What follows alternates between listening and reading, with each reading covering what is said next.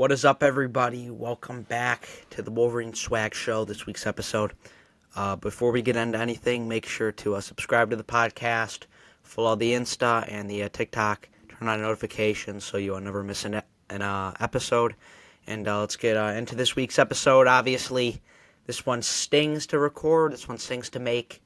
Michigan drops the game for the first time since 2019 to Ohio State, 27-9 in a game that Michigan was just outmatched. And this episode's going to be a lot of we'll talk about the game, obviously, but it's going to be a lot of bigger picture stuff.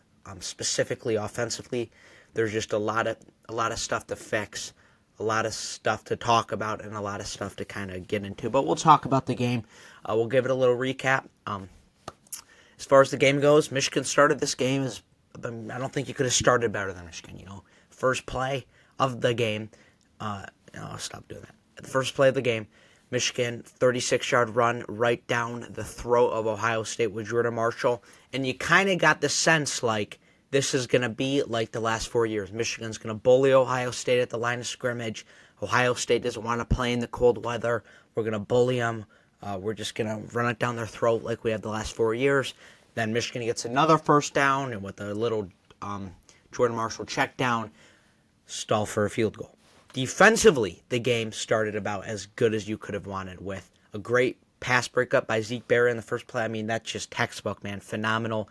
The textbook pass breakup by Zeke. And then the next play, Wink disguises a great coverage. Julian thought he was going to stay with Jeremiah, but he was kind of, he was playing the sideline. He had a little kind of like a quarters look, and he picked that off. He couldn't have started the game better, Big run in the first play offensively. Wish he could have had a touchdown, but he still got points. Second play of the game, interception. Another big run by Jordan Marshall after an 8-yard run by Bryce on a keeper.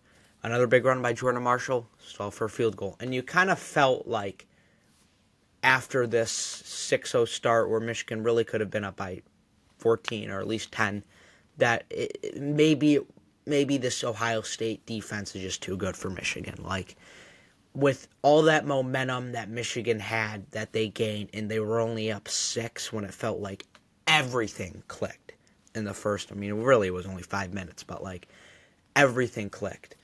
And you were only up 6, it kind of was like, I don't know. And then the defense gets a great stand on the goal line. To keep a lead 6-3 going into the second quarter. And then I feel like the big backbreaker was that 4th and 5 Jeremiah Smith touchdown.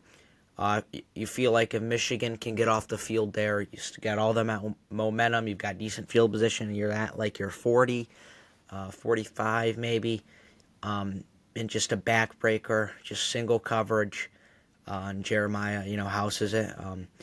That felt like the backbreaker. Michigan was still in this game.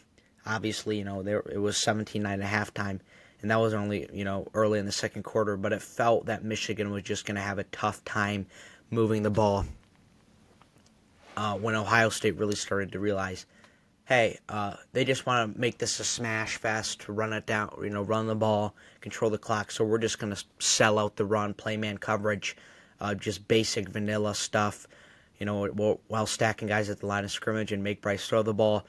And it is clear that Bryce is not there yet. And we'll talk about that in a second. First, I want to talk about, defensively. We'll get the defense out of the way. Listen, the defense played fine. Like, was it amazing? No. Was it spectacular? No. Could it have been better? Yes. The time of possession in this game was 40 minutes and 1 second, to be exact, for Ohio State, and 19 minutes and 59 seconds for Michigan. That's more than double, technically. You won't win games like that, man. The defense played pretty freaking solid in the first half, especially against those receivers. The pass rush was disappointing. To be honest, I think the D-line has been pretty overrated this entire year.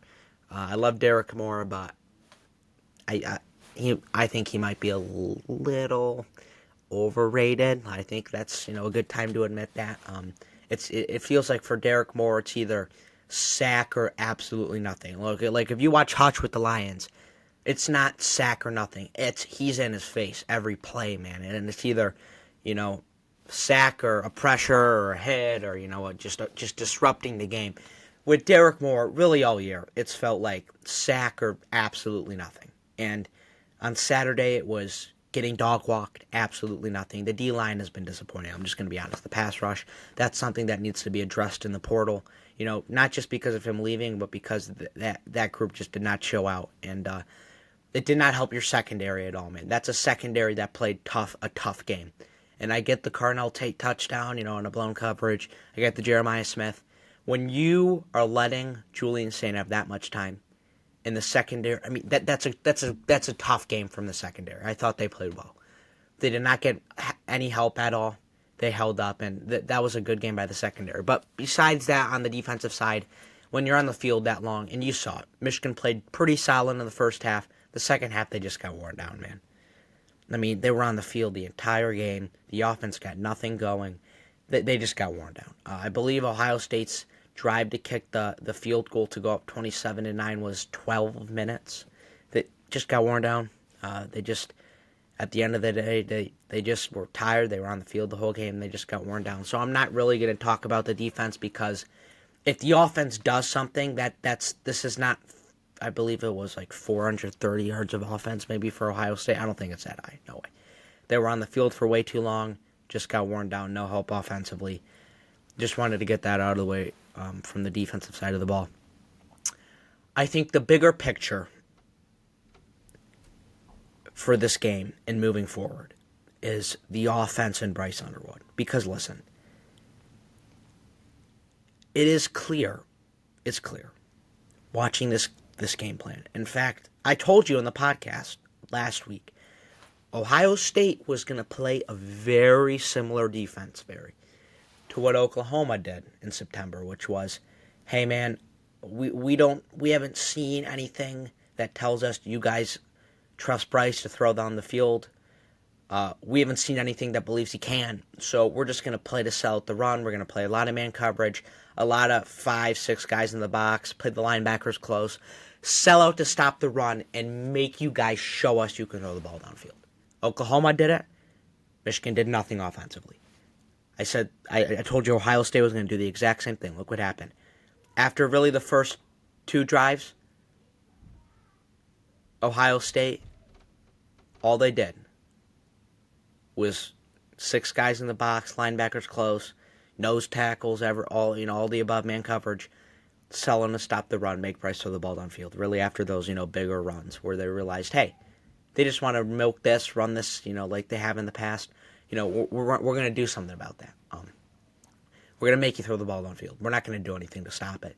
And it is clear, again, that Michigan did not trust Bryce whatsoever. Just a lot of play calls where it's like, hey, just throw the ball to him. Don't even read the field. Like one that stands out is that fade Donovan McCulley, where it's just like, hey, just throw the ball up. It's third down. Just throw the ball up and give him a chance. And he didn't even give him a chance, but like that's the type of play call I'm talking about. Or the first third down of the game where it was that fake screen and just dump off to Bryson Cusdall. It's like, just don't turn the ball over. Let's throw for 3 on when you get to third down. There was no faith in Bryce, and when there was, guys, I'm telling you, man, there were guys open. Like, you can go and watch the film. There are guys that are open. I mean, it's not, and I'm not saying, I'll say 2 things. I'm not saying that it's because Ohio State's defense is bad. Again, they were playing a style of defense where it's like, yeah, we're going to give you the guys open because we got to see him throw the ball. Like, we've got to see him make it. We've got to see that he can throw the ball downfield. So I'm not saying, Ohio State's defense is overrated or anything. I'm not saying that. And I'm also not saying, like, oh, they were kind of open. Like, guys, wide open, man, wide open. I mean, there's guys wide. There was one play in particular. It was a third down, and it was Bryce ended up getting sacked or tackled in the line of scrimmage. You had Donovan McCulley wide open on like a 15-yard in, and then you had Andrew Marsh streaking down the field wide open. Would have been a walk-in touchdown. Safety bailed, came in. It would have been wide, walk-in. But I think the thing with Bryce that is concerning right now is he doesn't trust protection. He bails on any sign of pressure, unless the pocket is perfect. If there's any type of pressure, he bails. He never steps up. Doesn't find a crease and step up and extend the play. It just, oh my God, there's pressure, panic, roll outside or dump it off. That's his issue right now. He's just not reading the field. He's not extending plays. And it's not like, oh, I'm asking him to do like a Mahomes and like really extend it. Like, it just stay in the pocket. Step up in the pocket. Throw it. Any type of pressure, he bails, he panics, either rolls out of the pocket or dumps it off. We saw it many times. Rush, dump off. We saw it on the second drive, too, with the QB run. If Bryce sells that fake on the second drive, where you got like 2 yards, I think. If Bryce sells that fake for longer, really sells it, and lets Jake Arana get to a spot and he goes inside, it's a touchdown. There's a lane that's a touchdown. But instead, he rushes the fake, he panics, he gets there, Garana's not in position yet, he goes outside, he gets 2 yards. Like, Bryce is just not developed yet. And I think his progression was pretty linear this year. There were times where he looked way worse than he did at the beginning of the year. There were times where he looked way better. It was just a lot of up and down, which kind of equals just pretty linear. I wouldn't say there was any improvement. There's more of an argument for he got worse than he got better, but overall I think it was pretty linear with the ups and downs. It's just clear he's not developed yet. It's clear that the coaches do not have faith in him. Like, there were so many times where we were just, hey, throw the ball to this guy. And then when they did try to trust him to throw the ball downfield, he's missing guys open left and right. And again, I'm not saying that Ohio State's defense is overrated because, like, oh, there's guys open. But if Bryce makes those throws, then you make Ohio State play honest. Then the run game starts working again. And listen, I get it. It's tough you lose Jordan Marshall. I think if Jordan Marshall's in that game, the run game at least is semi-effective in the second half, even when they're playing that, just because he's not getting tackled, by one man. But when you got Bryson Cusdahl, he's more of a Justice Haynes where it's like there's got to be a gap. Where Jordan Marshall is, if there's a gap, that's great, but if there's not, I'm just going to put my head down and get 4 yards. With Bryson Cusdahl, there's got to be a gap. And when there's playing 6 guys in the box, there's no gap. And if Bryce makes those throws, then you start making Ohio State play honest. And then the run game opens back up, and then your offense is clicking, but it's clear Bryce is not there yet. And I think that's a coaching issue. This is pretty inexcusable. Like, I'm not gonna lie, and I'm one that is usually optimistic. I'm not Don Thomas. But I'm pretty I try to be optimistic towards my teams. I try to give hope. I try to receive hope. I try to build hope up. This is pretty inexcusable. Bryce has been here for basically a year now. It was around this time last year he got here for the ReliaQuest Bowl. He was here for all of spring practice, all of winter workouts, all of fall camp. He played literally every meaningful snap at quarterback. And when there's just no progression at all, it's concerning. And again, it's not like Bryce, sees the read, the read's there, and the throw's not there. The traits are there. The quarterback fundamentals that you need to have in college. He is still a high school player playing in college. That's the best way to put it. He is a high school player playing at Belleville, playing in the game. There's really no fundamentals. In high school you can get away with, there's pressure, I'm just going to bail out, and, I can just chuck it up, sidearm it, coverage isn't that great. Like, you can get away with that. You can't against Ohio State. There needs to be a big development of Bryce, because I said this after the game. And these aren't excuses, but they're kind of things that you can, put your head around and be like, okay, that's somewhat understandable. Last year, 2024, 0-star quarterback, offensive coordinator that got fired from Old Dominion, so we know that was going to work out. The offense was like Army-Navy bad in terms of passing, so it was kind of expected, 8-5, kind of. I mean, it felt good to beat Ohio. There was an excuse for that, the quarterback situation. This year, you got the quarterback, but he's still a freshman. He turned 18 in August, like a week before the season started. He wasn't a legal adult for the entire camp. You got the youngest team in the Big Ten. You got 5, 6 freshmen starting on offense. Young guys starting on defense. There's it's not an excuse, but there's a kind of like okay. I mean, I get that. Next year, if Michigan does not make the playoffs, Sharon Moore should and he will be gone. Like next year, there's nothing. This is your quarterback's second year. We saw year 2 Julian Sain. There's no excuse for what we saw on the field. I mean, we saw what a year 2 quarterback looks like. And Julian Sain he didn't even play his first year. But we saw what a year 2 quarterback looks like. There's no excuse. Your team's going to be experienced next year. All of these, young guys on offense, the offensive line's going to be experienced. Andrew Marsh has played. Jordan Marshall's played. Who knows if you're getting Haynes back? There's been a lot of stuff circling around. Your quarterbacks, this is his second year. He's been through 2 full, off seasons. This is his second season. I'm talking about next year, obviously. Defensively, basically the entire secondary is saying. I doubt Jair Hill leaves. The entire secondary is staying. Literally everyone that played meaningful snaps in the secondary is going to most likely stay next year. Literally everyone. The linebackers, Jimmy Rolder's gone, but you'll have Cole Sullivan, you'll have Troy Bowles, you'll have Chase Taylor, you'll have Utsu Watzaberg or whatever his name. I'm not even sure how to pronounce his name. You got the portal for that. On the D line, you're going to need some, to bring in some guys specifically because there's a lot of holes, to fill. But you've still got Trey Pierce, who's experienced in the middle.